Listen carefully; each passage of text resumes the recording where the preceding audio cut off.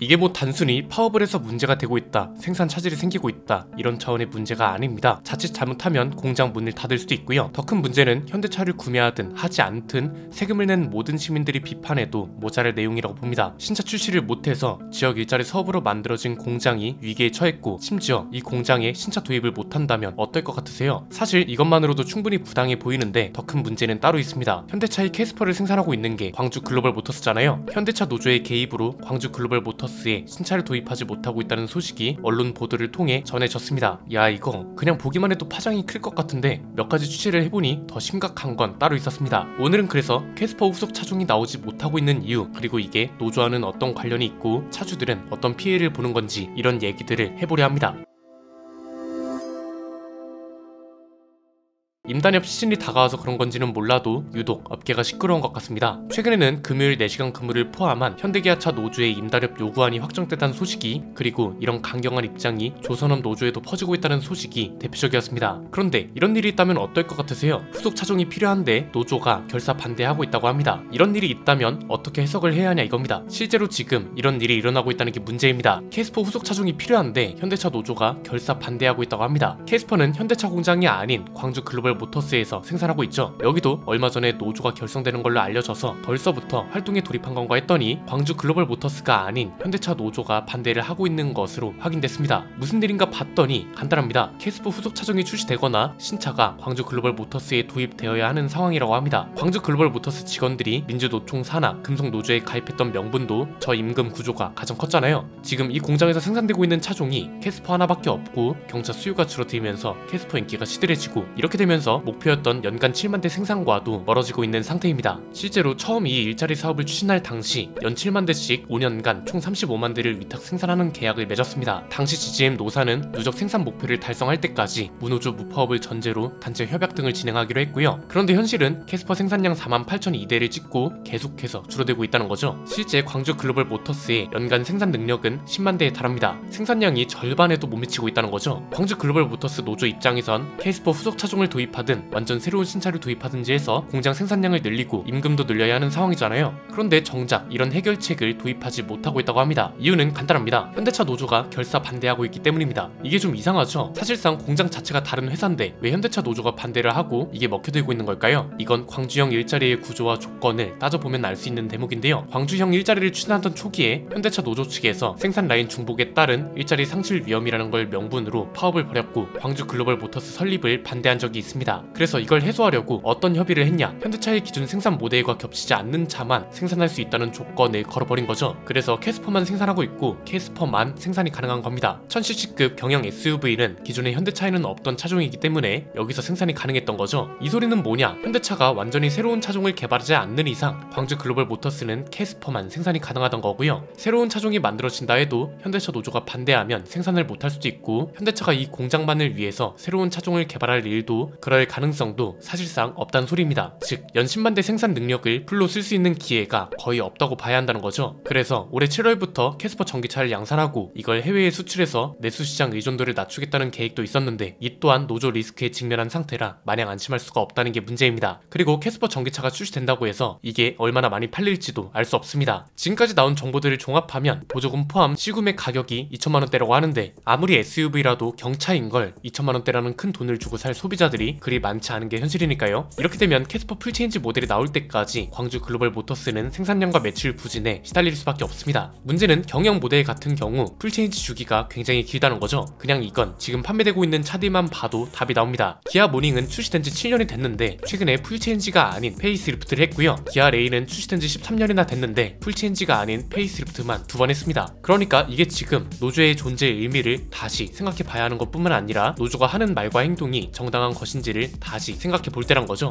이미 산업 노조는 세력화됐고요. 전국 규모의 노조이기 때문에 일반 시민들이 뭐라 해도 안 바뀝니다. 정치인들도 여야가 단체로 협의해서 노조의 정의를 바로 세운다 마음 먹어도 그 충돌을 감당할 수는 없을 겁니다. 어떤 댓글이 그러더라고요. 노조는 사전적 의미로서의 노조가 할 일을 열심히 하고 있는 것일 뿐이라고요. 뭐 틀린 말이 아닐 수도 있습니다. 사전적 의미가 어떤가요? 노동 조건의 개선 및 노동자의 사회적 경제적 지위 향상을 목적으로 노동자가 조직한 단체를 말한다 이거죠. 문제는 여기서 어떤 키워드만 가지고 이야기하는 거냐, 사회 사회적 경제적 지위 향상만을 가지고 이야기하는 겁니다. 그리고 그 뜻을 제대로 왜곡한 거죠. 어떻게 이런 한심한 말을 할 수 있는 건지 모르겠습니다. 그냥 이해하기 쉬운 개념으로 설명해 드리겠습니다. 최저임금법을 기준으로 노동자들은 세 가지로 분리됩니다. 첫 번째는 진짜로 최저임금밖에 못 받는 노동자입니다. 형편이 어렵거나 자영업자이거나 아르바이트생 이런 분들이죠. 이런 분들은 최저임금만 받고 복리후생비, 자녀 입학 축하금 이런 거 전혀 없습니다. 즉 진짜로 최저임금제의 혜택을 보는 분들인 겁니다. 이분들은 최저임금을 인상하게 되면 인상하는 대로 급여가 오릅니다. 두 번째는 실제로는 최저임금보다 훨씬 높은 수준의 중위임금을 받지만 기본급은 최저임금 수준인 노동자입니다. 이분들도 이제 최저임금을 인상하면 그에 따른 혜택을 받습니다. 그 다음 세 번째는 최저임금하고 전혀 상관없는 연봉 5천만원, 6천만원을 받는 사람들입니다. 즉 이미 누리고 있는 사람들을 위해 최저임금 제도라는 게 있는 게 아니고요. 지금 흔히 노조를 부정적으로 바라보는 분들이 말하는 귀속노조 단체는 최저임금과 전혀 상관이 없는데 이 사람들이 협상 테이블에 앉아있다는 거죠. 진짜 노조가 구성되어야 하는 건 최저임금을 받아가며 알바를 뛴다거나 30년 넘게 일한 직장에서 최저임금을 받고 일하는 사각지대에 있는 분들인데 지금 매년 나오는 임단협은 최저임금과는 전혀 상관없는 사람들끼리 협상을 하면서 문제가 발생하고 있다는 거죠. 즉 사전적 의미에서 말하는 노동자의 사회적 경제적 지위 향상이라는 건 이미 누리고 있는 조직화된 사람들을 대기업 총수만큼 권력화하고 명예를 드높이고 이렇게 하자는 말이 아니란 겁니다. 휴식 시간도 없고 끼니도 굶어가면서 사람다운 삶을 살지 못하는 사람들을 사람다운 삶을 살게 하기 위해서 사회적 경제적 지위를 향상시킨다 이런 의미란 거죠. 현대차 노조 연봉이 1억입니다. 연차가 많이 쌓인 사람들이 대부분이기 때문에 평균치가 당연히 높게 나올 수밖에 없습니다. 이건 지금 서민들을 약올리는 것도 아니고 노조라는 조직은 사실 이런 이미지를 가져가면 안 되는 건데 어떻게 이 지경까지 만들 수 있냐 이겁니다. 이건 기업 노조냐 산업 노조냐 이런 걸 따진다고 해결될 일이 아닙니다. 기업 노조는 기업이 잘 돼야 노동자가 산다는 정신으로 산업 노조는 산업이 잘 돼야 노동자가 산다 이런 겁니다. 지금 우리가 보고 있는 행위들은 산업이 장기적으로 성장할 수 있도록 하는 행위가 전혀 아니라는 게 중요합니다. 예컨대 자동차 생산 공장 노동자들이 최저임금만 몇십 년 동안 받고 밥 먹을 시간도 없고 말도 안 되는 대우를 받으면서 일을 하고 다치는 일도 빈번해요. 그러면 시민들도 이런 활동을 지지해 줄 겁니다. 그런데 지금은 그게 아니잖아요. 노조원들이 항상 댓글로 하는 말이 야 부러우면 부럽다고 해라. 밖에선 욕하고 너네도 막상 노조 들어오면 누릴 거 다 누릴 거잖아 이런 겁니다. 이 말에 모든 게 들어있는 겁니다. 이미 남들이 부러워할 정도로 누리고 있다는 걸 증명하는 말 아닌가요? 이미 본인들도 알고 있으면서 회사의 다른 노동자들을 방해하고 있다는 소리거나 아니면 본인들이 무슨 말을 하고 있는지 모르는 상태인 것 같습니다. 민주노총은 산업노조입니다. 그 중에서도 자동차 기업 지부 노조원들은 자동차 산업이 잘 되도록 하는 게 맞습니다. 그런데 지금 이런 행동들이 자동차 산업을 키우기 위한 행동들이라고 할 수 있나요? 지역 경제를 살리고 지역에서 자동차 산업이 부흥하게 만들고 이런 게 점점 커져서 해외 기업들도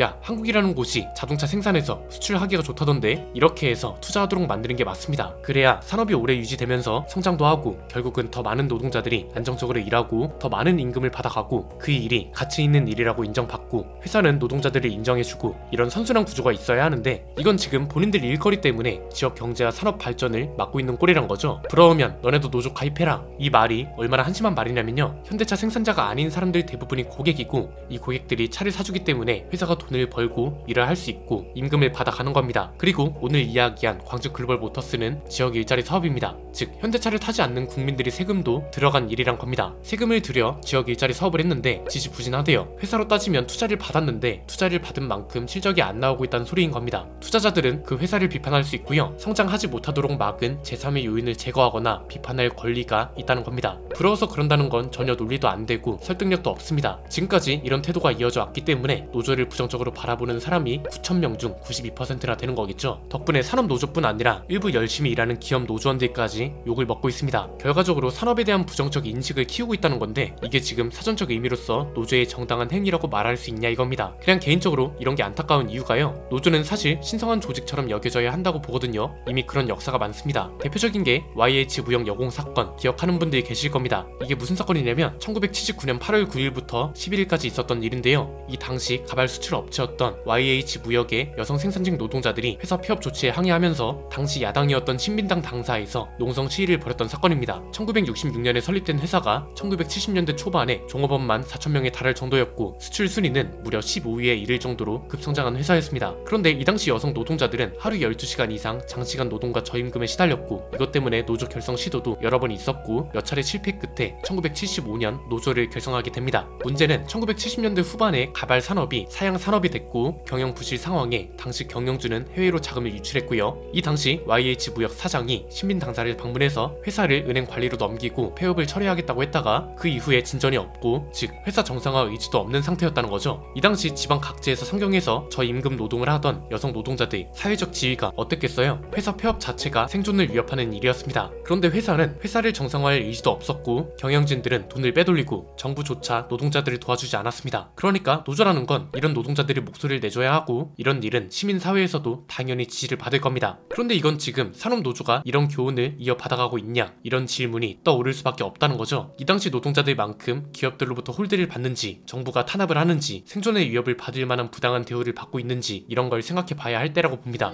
이미 누리고 있는 자들은 이런 생각을 할 이유가 전혀 없고 그럴 일도 없습니다. 그럼 제3자들이라도 이런 사건들을 제대로 된 시각으로 바라보고 각자 이게 정당한 행위인지 부당한 행위인지를 판단해서 제대로 비판해야 한다고 봅니다. 피해는 결국 소비자들한테 돌아가는 겁니다. 오늘 내용은 여기까지입니다. 내용이 유익하셨다면 구독과 좋아요, 알림 설정 부탁드립니다. 지금까지 저는 안피디였습니다. 감사합니다.